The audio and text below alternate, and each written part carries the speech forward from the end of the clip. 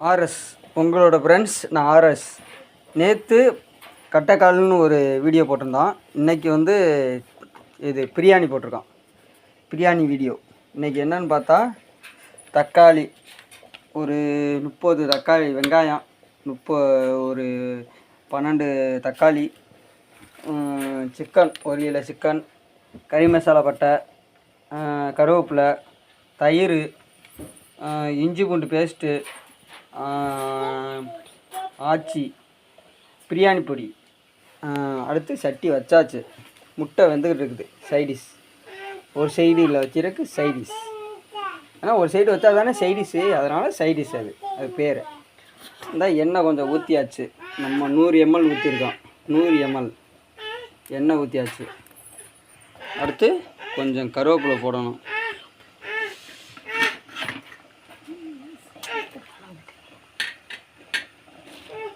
ஒரு கருவேப்பிலை விடுங்க, அப்போ தான் சரியாக இருக்கும். எண்ணெய் காஞ்சிருச்சா என்னன்னு தெரியுங்களா? எண்ணெய் காஞ்சிருச்சு. கருவேப்பிலை போட்டு கண்டுபிடிச்சிட்டோம். எல்லாத்தையும் ஒன்றா சேர்த்து போட்டுங்க. கரண்டி வச்சு நல்லா கிண்டிக்கிறணும்.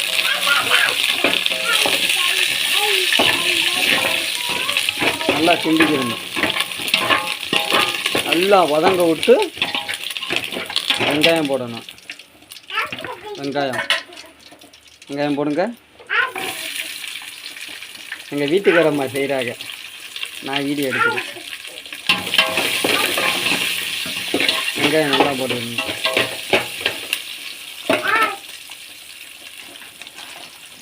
அடுத்து கொஞ்சம் பட்டை மிளகா, ஒரு 4 மிளகா, கொஞ்சம் காரமாக இருக்குன்னு சொல்லி போடுறது. 4 பட்டை மிளகா மட்டும், ரொம்ப இல்லை. 4 பட்டை மிளகா, 4-5 பட்டை மிளகா போட்டால் போதும், காரமாக இருக்குன்னு சொல்லி.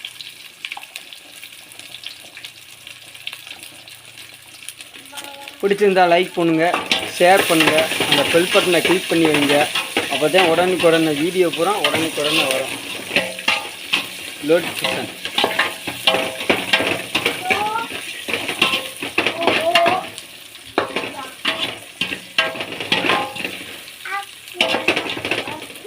என் மயனுக்கு இன்றைக்கி பர்த்டே, அதனால் இன்றைக்கி பிரியாணி. அப்படிதானே?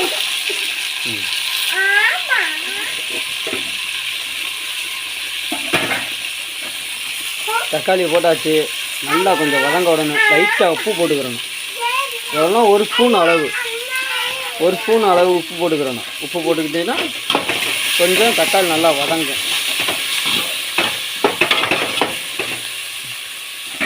மூச்சு போடாமல் கொஞ்சம் நல்லா மூடிக்கிறணும். தக்காளி கொதிச்சுச்சான்னு பார்க்குறோம். வதங்கியிருக்கும், நல்லா வதங்கியிருக்கும். இந்த 2 நிமிஷம் கழிச்சு பார்த்தோம்னா தக்காளி நல்லா வதங்கிடும்.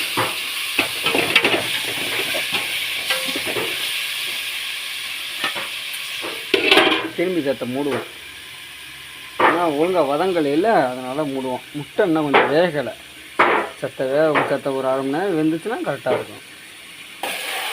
காவட்டாக இருக்கனால ரொம்ப தக்காளி வதங்க மாட்டேங்குது. அதனால் திறந்து வச்சு நல்லா கொத்திக்கிடுவான். காவட்டாக இருக்குல்ல, அதனால தக்காளி ஒழுங்காக வதங்க மாட்டேங்குது. தக்காளி காவட்டாக இருக்கணும் ரொம்ப, அதனால் நல்லா மிக்ஸ் பண்ணிக்கிடுவோம். மிக்ஸ் பண்ணிட்டு அப்படியே டக்குன்னு தக்காளியை பார்த்து கட் பண்ணோம்னா நல்லா இதாகிடும். அது இறங்கிருக்கனால என்ன பண்ணுறோம்னா கொஞ்சோண்டு இஞ்சி பூண்டு பேஸ்ட்டு போட்டுக்கிறோம். இஞ்சி பூண்டு பேஸ்ட்டு கொஞ்சம் போல் போட்டுக்கிறோம். ஏன்னா தக்காளி வதங்கப்பட்ட வரைக்கும் இஞ்சி பூண்டு பேஸ்ட்டு போடணும். அப்போ தான் டேஸ்ட்டு கிடைக்கும். நல்லா போட்டுக்கோங்க. இஞ்சி பூண்டு பேஸ்ட்டு கொஞ்சம் போட்டுக்கிடுவோம். இன்னும் கொஞ்சம் போடுங்க.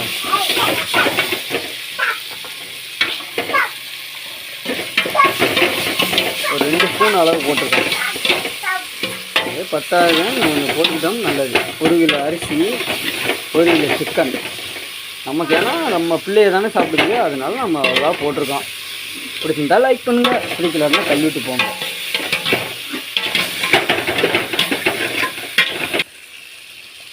இஞ்சி பூண்டு போட்ட பிறகு கொஞ்சோண்டு தயிர் ஊற்றுறோம். 3-4 ml ஊற்றுறோம் தண்ணி. தண்ணியில் கோத்துக்கிறாது. தயிரை ஊற்றி கொஞ்சோண்டு கிண்டிக்கிறோம் நல்லா.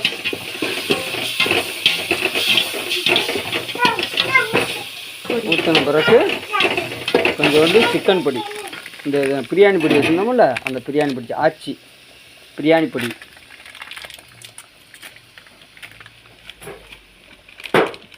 எல்லா பொடியும் போடணும்னா கொஞ்சமாக வச்சுருங்க.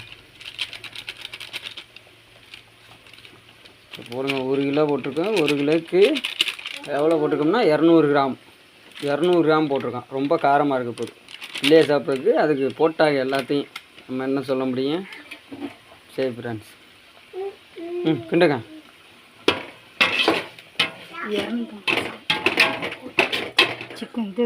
100 கிராம் போடணும், 200 கிராம் போட்டாங்க. சிக்கன் பொடினா போடணும், இதே தான் போதும். கொஞ்சமாக தண்ணி ஊற்றிக்கிறோம் ஃப்ரெண்ட்ஸ், ஒரு டம்ளர் அளவு தண்ணி ஊற்றிக்கிறோம் ஃப்ரெண்ட்ஸ்.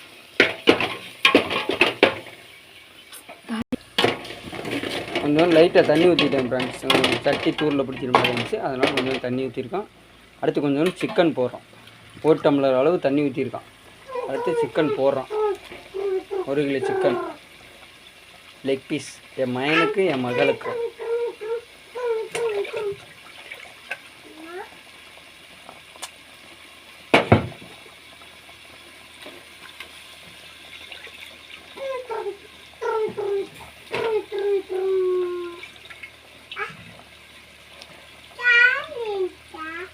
ஒரு கிலோ சிக்கன் போட்டாச்சு. கரண்டி எடுத்துக்கிண்டுமா. உப்பு தேவையான அளவு உப்பு போட்டுக்கிறோம், கறிக்கு சேர்ந்துற அளவுக்கு உப்பும் அளவாக போட்டாச்சு ஃப்ரெண்ட்ஸ். அப்படியே போட்டு கிண்ட வேண்டியதான்.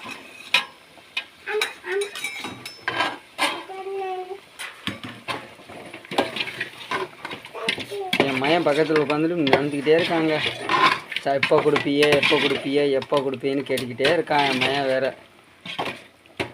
இன்னும் கொஞ்சம் லைட்டாக கறி அரை வேக்காடில் தண்ணி ஊற்றணும், கொஞ்சம் வேகட்டும். கறி வெந்துருச்சானு பார்க்க போகிறோம். காலத்தை எடுத்து லைட்டாக அரை வேக்காடாக இருந்துச்சுன்னா தண்ணி அளவான தண்ணி ஊற்றி வேக வைக்க பார்த்து போடணும். அதனால் வெந்துருச்சானு பார்க்க போகிறோம். இன்னும் வேகலை ஃப்ரெண்ட்ஸ், இன்னும் சத்த கிடக்கணும். கொஞ்சம் நம்ம லைட்டாக 1 டம்ளர் தண்ணி அளவு ஊற்றினால கொஞ்சம் அதுக்கு வெந்துக்கிட்டு இருக்குது. தண்ணி ஊற்றாமல் இருந்தோம்னா வேகாது சிக்கன். கிரேவி மாதிரியே வச்சு அதுக்கப்புறம் லைட்டாக தண்ணி ஊற்றினோம்னா கரெக்டாக வர லெவலுக்கு. கறி கொஞ்சம் வேகட்டும் ஃப்ரெண்ட்ஸ், மூடிடுவோம் சத்தை. ஹாய் ஃப்ரெண்ட்ஸ், இப்போ என்ன பார்த்தீங்கன்னா கறி கொஞ்சம் நல்லா ஆவி வெந்துருச்சு, ஆவி வருது. அதனால் என்ன ஒன்றுனா அளவான தண்ணி ஊற்றிக்கிறோம். கறி லைட்டாக வெந்திருக்கு, அரை வேக்காடில் இருக்குது. அதனால் தண்ணி அரிசி எடுத்த அளவுக்கு தண்ணி ஊற்றணும். இந்த தூக்குச்சட்டி அளவு நான் தண்ணி இது அரிசி போட்டு 1 கிலோ அரிசி வாங்கிட்டு வந்து இந்த தூக்குச்சட்டியில் ஃபுல்லாக ரெம்பி ஒரு காது இருந்துச்சு. அதனால் 1 கிலோக்கு காது இருந்தனால இதில் 3 இது தூக்குச்சட்டி அளவு தண்ணி ஊற்றிக்கிறணும். அரிசி போடுறாங்க, இப்போ தான் அரிசி போடுறாங்க, அப்படியே தண்ணியை ஊற்றுவாங்க. அடுத்து டேஸ்ட் எப்படி இருக்குன்னு பார்த்துட்டு சொல்லுங்கள் ஃப்ரெண்ட்ஸ்.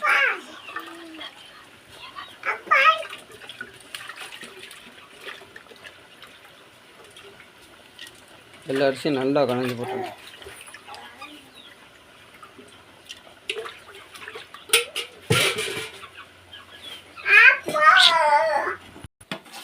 அரிசியை போட்டு நல்லா கிண்டுறோம் ஃப்ரெண்ட்ஸ். அப்போ தான் கொஞ்சம் காரம் உரப்பு எல்லாம் நல்லா சேரும். அளவான தண்ணி ஊற்றுறோம், அளவான தண்ணி ஊற்றுறோம். அதுக்கிட்ட 3 இது அளவு ஊற்றுறோம்.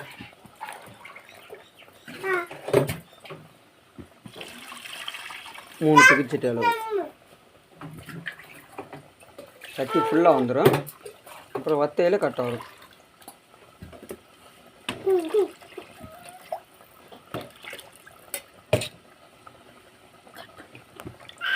நல்லா கிண்டிக்கிறேன் ஃப்ரெண்ட்ஸ். நல்லா கிண்டிக்கிட்டா அப்புறம் கரெக்டாக வரும். அடுத்து என்ன பண்ணுறோம்னா இதெல்லாம் எல்லாத்தையும் இது வேகையில் உங்களுக்கு காமிக்கிறேன்.